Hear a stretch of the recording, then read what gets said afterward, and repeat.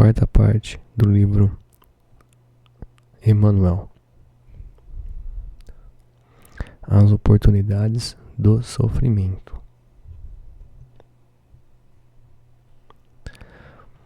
As existências dos médiuns, em geral, têm constituído romances dolorosos, vidas de amargurosas dificuldades, em razão da necessidade do sofrimento reparador. Suas estradas no mundo estão repletas de provações, de continências e desventuras.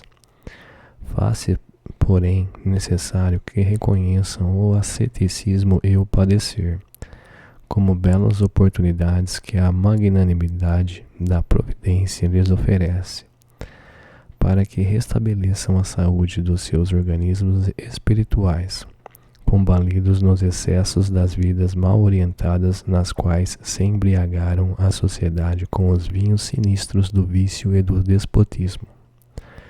Humilhados e incompreendidos, faz-se mister que reconheçam todos os benefícios emanantes das dores que purificam e regeneram, trabalhando para que representem, de fato, o exemplo da abnegação e do desinteresse, reconquistando a felicidade perdida.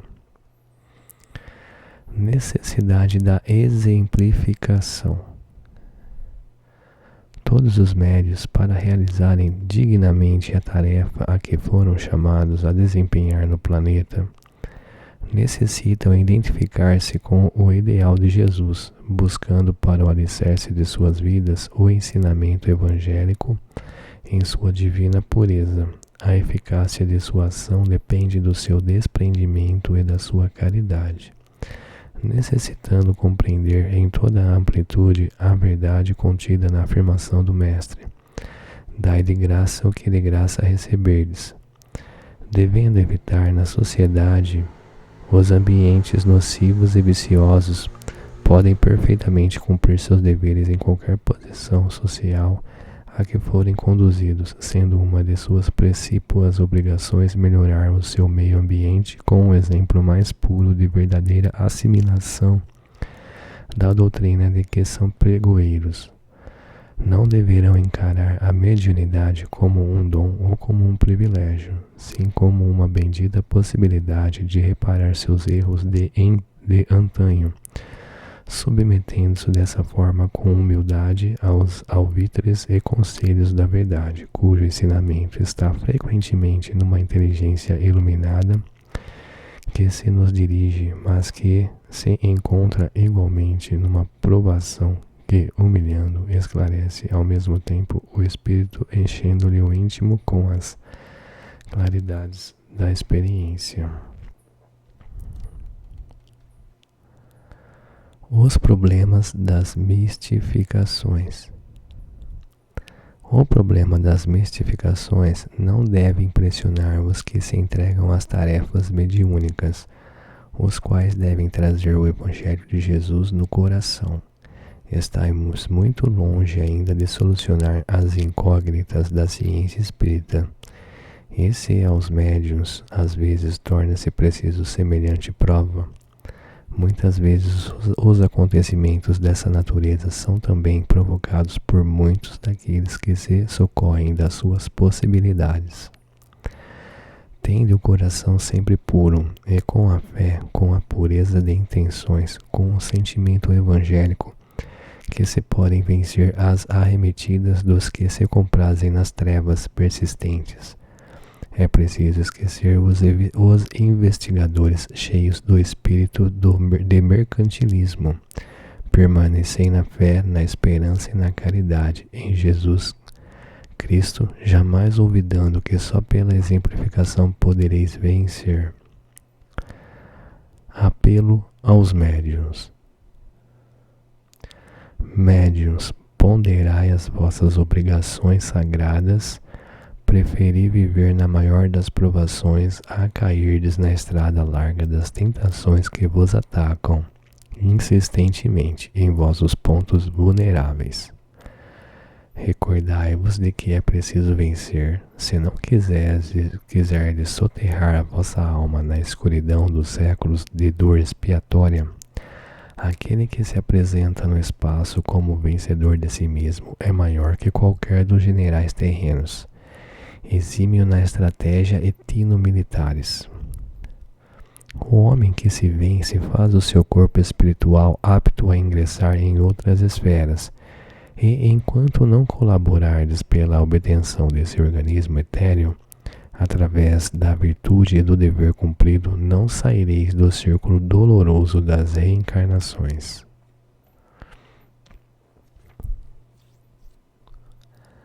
A paz do último dia. Já pensaste na paz do último dia na Terra?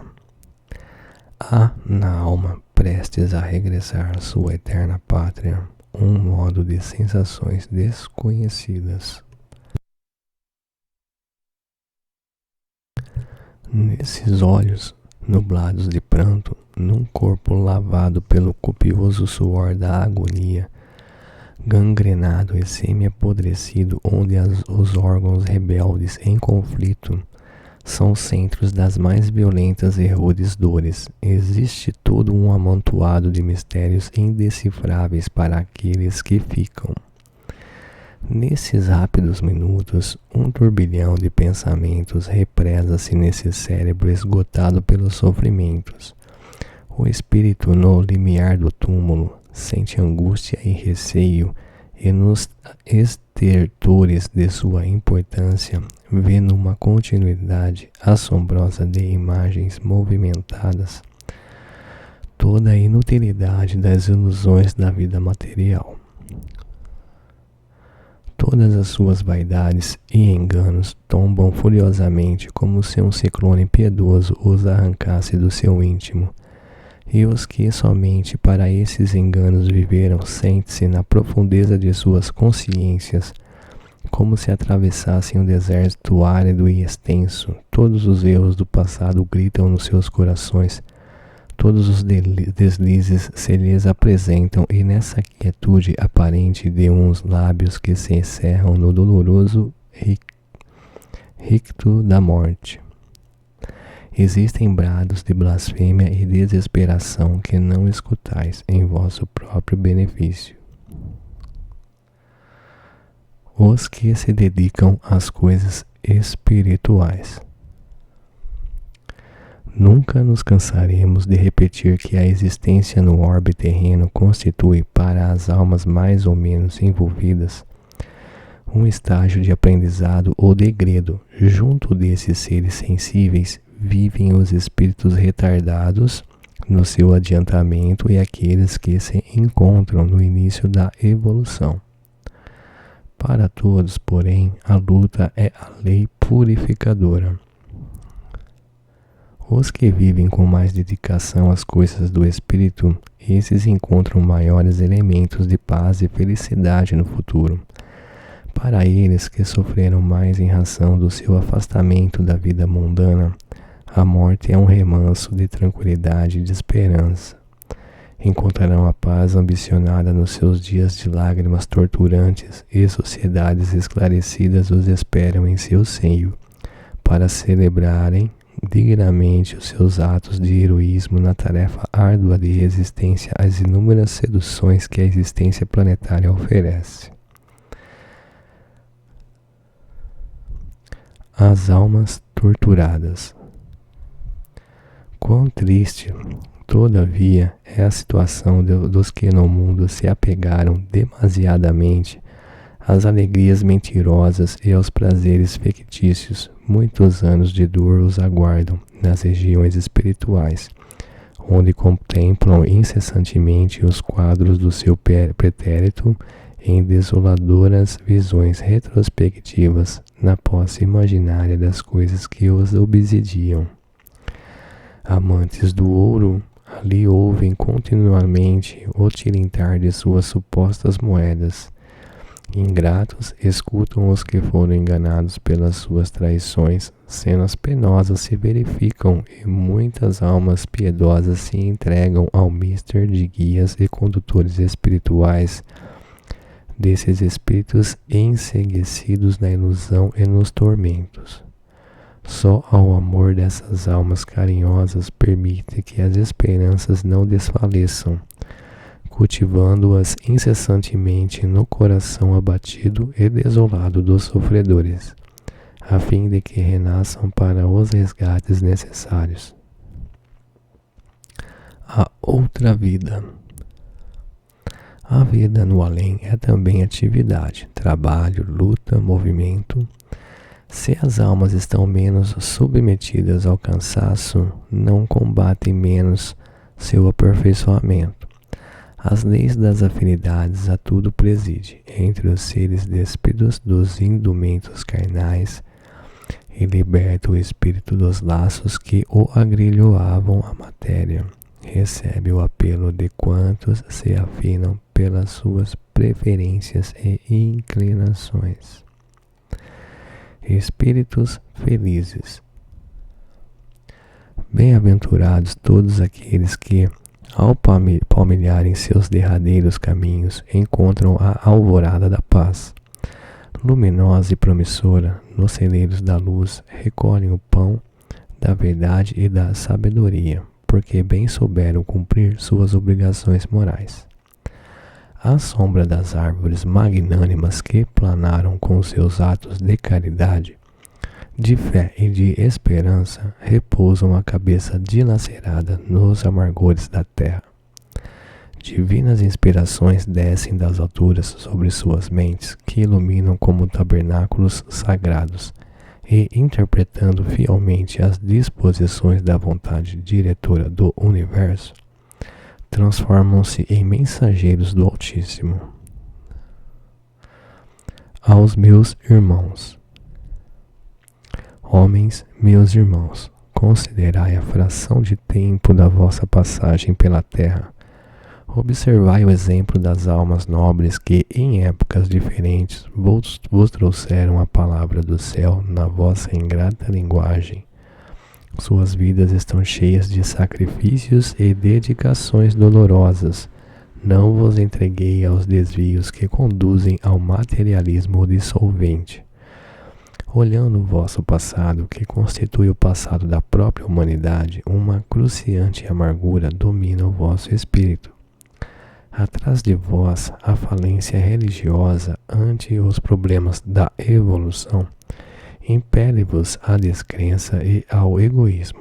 Muitos se recolhem nas suas posições de mando e há uma sede generalizada de gozo material, com perspectiva do nada, que a maioria das criaturas acredita encontrar no caminho silencioso da morte.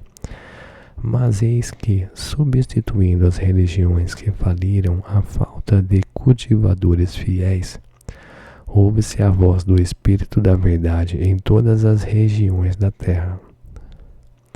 Os túmulos falam e os vossos bem-amados vos dizem das experiências adquiridas e das dores que passaram.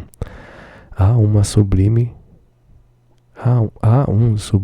conúbio do céu com a terra. Vinde ao banquete espiritual, onde a verdade domina em toda a sua grandiosa excelsitude. Vinde sem desconfianças, sem receios, não como novos Tomés, mas como almas necessitadas de luz e de liberdade. Não basta virdes com o espírito de cristicismo. É preciso trazerdes um coração que saiba corresponder com o sentimento elevado a um raciocínio superior. Outros mundos vos esperam na imensidade onde os sóis realizam os fenômenos de sua eterna trajetória. Dilatai a vossa esperança, porque um dia chegará em que na terra devereis abandonar o exílio onde chorais como seres desterrados. Que todos vós possais, no caso da existência, contemplar no céu da vossa consciência estrelas resplandecentes da paz que representará a vossa glorificação imortal. As investigações da ciência. Não é condenável, sob o ponto de vista do bom senso, sem quaisquer dogmatismos intransigentes, a dúvida que levou a ciência da vossa época a se recolher nas realidades positivas É claro que, segundo a opinião religiosa, o materialismo é pernicioso, debaixo de todas as modalidades em que se nos apresente. Mas é necessário vos convencer de que em qualquer circunstância predomina sempre a lei do progresso. O ateísmo reinante deriva dos abusos dogmáticos que a intransigência de alguns sistemas tem pretendido impor à consciência humana. Livre em suas íntimas expansões, todavia, na certeza absoluta da evolução que se realiza, através de todos os óbices interpostos no seu caminho pela ignorância e pela má-fé, eis que, na atualidade, a própria dúvida serve de base ao monumento da fé raciocinada do futuro. O resultado das investigações. Vê-se a ciência no dever de investigar, de estudar e no seu afã incessante de saber. Rolam por terra ideias errôneas, mantidas até hoje como alicerces de todas as suas perquirições, como por exemplo a da teoria da indivisibilidade atômica, descobrindo centros imponderáveis de atração como os eletrônicos componentes do átomo infinitesimal e os íonios. Atinge a verdade quando as teorias da vibração que preside na base da matéria cósmica a todos os movimentos da vida no universo. A ciência infatigável procura agora a matéria padrão, a força origem simplificada da qual crê emanarem todos os compostos, e é nesse estudo proveitoso que ela própria, afirmando-se ateia, descrente, caminha para o conhecimento de Deus. O fracasso de muitas iniciativas. Não são poucos os estudiosos que procuram investigar os domínios da ciência psíquica, na sede de encontrar o lado verdadeiro da vida, porém, se muitas vezes acham apenas o malogro das suas esperanças, o sossobro dos seus ideais, é que se entregam os estudos arriscados sem preparação prévia para resolver tão altas questões, errando voluntariamente com espírito de ceticismo, muitas vezes injustificável, já que não é filho de raciocínio acurado profundo. O êxito no estudo de problemas tão transcendentais demanda a utilização de fatores morais raramente encontrados, daí a improdutividade de entusiasmos e desejos que podem ser ardentes e sinceros. O utilitarismo. A ausência de demonstrações histológicas não implica a inexistência do espírito, e essa certeza que compete à ciência atingir. Muitos obstáculos, contudo, se opõem à obtenção desse desiderato, aliando-se ao preconceito acadêmico ou utilitarismo desenfreado que infesta a política e a religião. É ele o maior inimigo da expansão das verdades espiritualistas no mundo, porque oriundo de interesses inferiores e mesquinhos, a própria tendência ao ateísmo imperante em quase todas as classes sociais é um derivativo lógico do espírito de interesse que tem destruído a beleza dos princípios religiosos desvirtuados pelo utilitarismo de falsos missionários. Mas confiemos na influência do espiritualismo. Em futuro próximo, a sua atuação eminentemente benéfica há de se fazer sentir, destruindo tudo quanto de nocivo e inútil encontrar sua passagem. Os tempos do porvir. Marchamos, pois, para uma época de crença firme e consoladora que derramará o bálsamo da fé pura e iluminada sobre as almas que adorarão o Criador, sem qualquer véu de formalidades inadequadas e obsoletas. Semelhantes transformações serão efetuadas após muitas lutas que encherão de receios e de espantos os espíritos encarnados. Lembremos-nos, porém, de que Deus está no leme. É esse o porvir do orbe em que viveis. Contudo, quanto tempo decorrerá até que essa nova era brilhe nos horizontes do entendimento humano? ignoramos. Conjuguemos, todavia, os nossos esforços a fim de alcançarmos esse desiderato.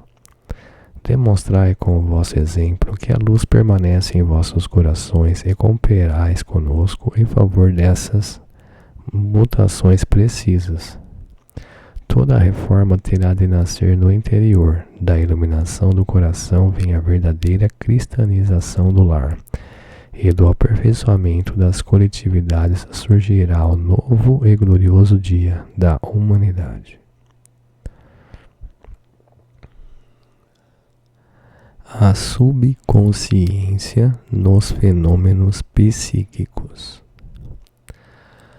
Todas as teorias que pretendem elucidar os fenômenos mediúnicos alheios à doutrina espírita pecam pela insuficiência e falsidade. Em vão procura-se complicar a questão com termos rebuscados, apresentando-se as hipóteses mais descabidas e absurdas, porquanto os conhecimentos odiernos da física, da fisiologia e da psicologia não explicam fatos como os de levitação, de materialização da natureza, afinal, genuinamente espírita. Para a ciência anquilosada nas concepções dogmáticas de cada escola, a fenomenologia mediúnica não deve constituir objeto de ridículo e de zombaria, mas sim um amontoado de materiais preciosos à sua observação. Felizmente, se muitos dos pesquisadores criaram os mais complicados sistemas elucidativos, cheios de extravagância nas suas enganadoras ilações, alguns deles desassombradamente têm colaborado com a filosofia espiritualista para a consecução dos seus planos grandiosos que implicam a felicidade humana. A subconsciência. A subconsciência, tão investigada em vosso tempo, não elucida os problemas dos chamados fenômenos intelectuais. Estudos levados a efeito sobre essa câmara escura da mente são ainda mal orientados. Apesar disso, muitas teorias apressadas presumem explicar todo o medionismo com a sua estranha influência sobre o eu consciente. De fato, existem fenômenos subliminais, todavia, a subconsciência é o acervo de experiências realizadas pelo ser em suas existências passadas. O espírito, no labor incessante de suas múltiplas existências, vai ajudando as séries de suas conquistas, das suas possibilidades, de seus trabalhos. No seu cérebro espiritual organiza-se então essa consciência profunda em cujos domínios misteriosos se vão arquivando as recordações, e a alma, em cada etapa de sua vida imortal, renasce para uma nova conquista, objetivando sempre o aperfeiçoamento supremo. O ouvido temporário.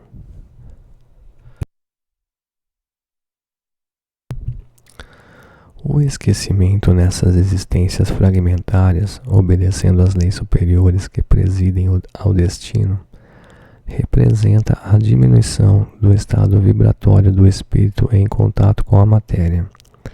Esse ouvido é necessário, afastando-se os benefícios espirituais que essa questão implica. À luz das concepções científicas, pode esse problema ser estudado atenciosamente.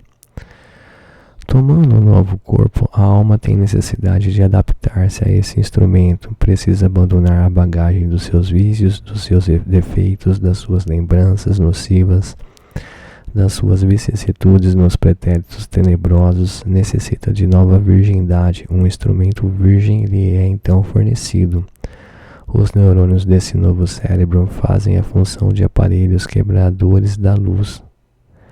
O sensório limita as percepções do espírito e somente assim pode o ser reconstruir o seu destino, para que o homem colha benefícios da sua vida temporária.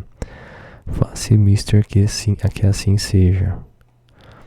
Sua consciência é apenas a parte emergente da sua consciência espiritual. Seus sentidos constituem apenas o necessário à sua evolução no plano terrestre.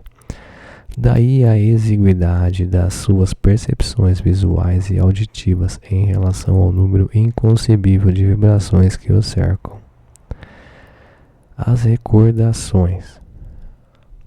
Todavia, dentro dessa obscuridade requerida pela sua necessidade de estudo e desenvolvimento, experimenta a alma às vezes uma sensação indefinível. É uma vocação inata que impele para esse ou aquele caminho. É uma saudade vaga e incompreensível que a persegue nas suas meditações. São os fenômenos introspectivos que a assediam frequentemente. Nesses momentos, uma luz vaga da subconsciência atravessa a câmara de sombras impostas pelas células cerebrais e, através dessa luz coada, entra o espírito em vaga relação com o seu passado longínquo. Tais fatos são vulgares nos seres envolvidos, sobre quem a carne já não exerce atuação invencível. Nesses vagos instantes, parece que a alma encarnada ouve o tropel das lembranças que passam em revoada, aversões antigas, amores santificantes, gostos aprimorados, de tudo aparece numa fração do seu mundo consciente. Mas faz-se mister olvidar o passado para que alcance êxito na luta. A ideia da imortalidade. Embalde os corifeus do ateísmo propagarão as suas amargas teorias, cujo objetivo é o aniquilamento da ideia da imortalidade entre os homens. Embalde o ensino de novos sistemas de educação dentro das inovações dos códigos políticos tentará sufocá-la, porque todas as criaturas nascem na terra com ela gravada nos corações, inclusive os pretensos incrédulos cuja mentalidade, não conseguindo solucionar os problemas complexos da vida, se revolta emplacando contra a sabedoria suprema, como se os seus gritos blasfematórios pudessem obscurecer a luz do amor divino, estacando os sublimes mananciais da vida. Pode a política abstar a sua manifestação, antepondo-lhe forças coercitivas? A ideia da imortalidade viverá sempre nas almas, como a aspiração latente do belo e do perfeito. Acima do poder temporal dos governantes e da moral duvidosa dos pregadores das religiões, ela continuamente prosseguirá dulcificando os corações e exaltando as esperanças, porque significa em si mesma o luminoso patrimônio da alma encarnada, como recordação perene da sua vida no além, simbolizando o laço indestrutível que une a existência terrena à vida eterna, vislumbrada assim pela sua memória temporariamente amortecida.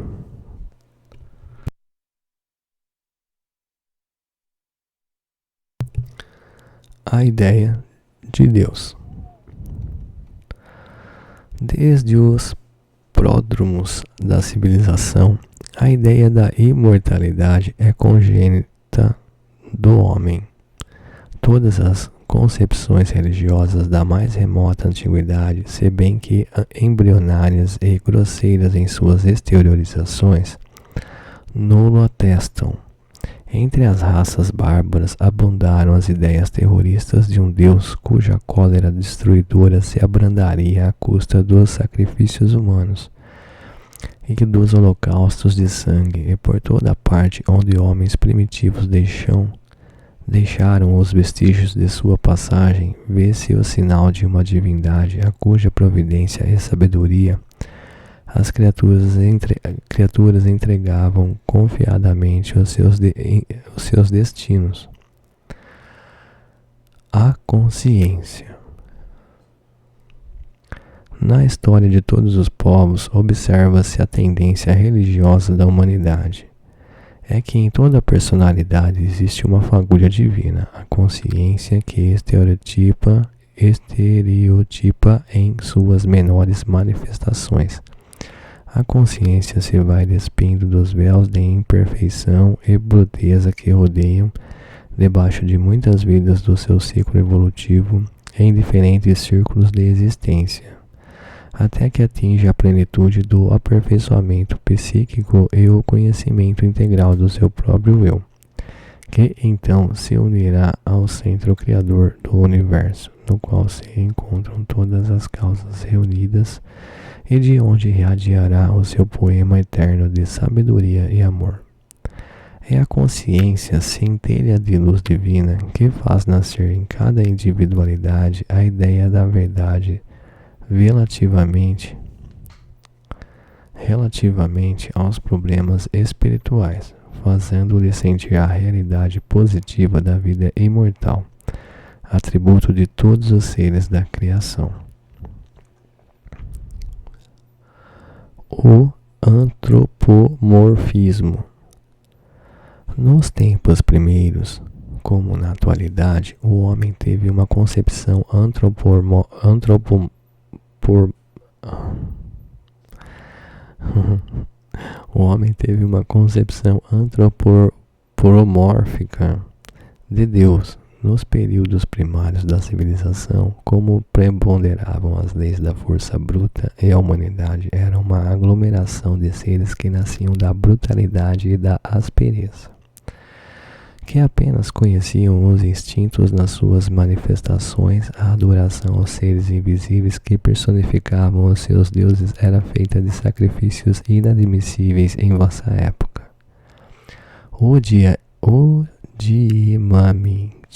Odiemamente, nos vossos tempos de egoísmo utilitário, Deus é considerado como poderoso magnata a quem se pode peitar com bajulação e promessa no seio de muitas doutrinas religiosas. O culto dos mortos. Dentro, porém, de quase todas as ideias dessa natureza, no seio das raças primigênias, em seus remotíssimos agrupamentos, o culto dos mortos atinge proporções espantosas. Inúmeras eram as tribos que se entregavam às invocações dos transpassados por meio de encantamentos e de cerimônias de magia. As excessivas homenagens aos mortos no seio da civilização dos egípcios constituem até em vossos dias objeto de estudos especiais. Toda a vida oriental está amalgamada nos mistérios da morte e no Ocidente pode-se reparar entre as raças primitivas a do povo celta como a depositária de tradições longínquas que dizem respeito à espiritualidade. A evolução dos sistemas religiosos. A ideia da imortalidade é latente em todas as almas e é substrato de todas as religiões antigas e modernas. Os sistemas religiosos, em cada período de progresso humano, renovam-se na fonte da verdade relativa que promana do alto, compatível com a época. Nos tempos modernos, as ideias novas referentes ao espiritualismo e a imortalidade necessitam difusão por toda parte.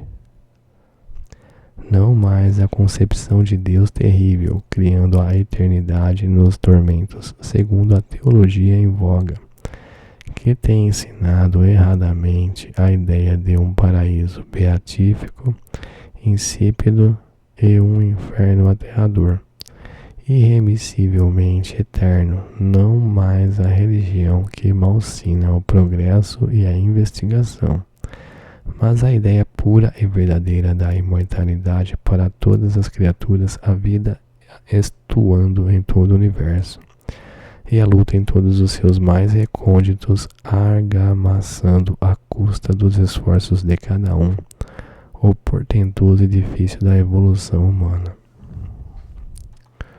Aqui encerra a quarta parte. Até uma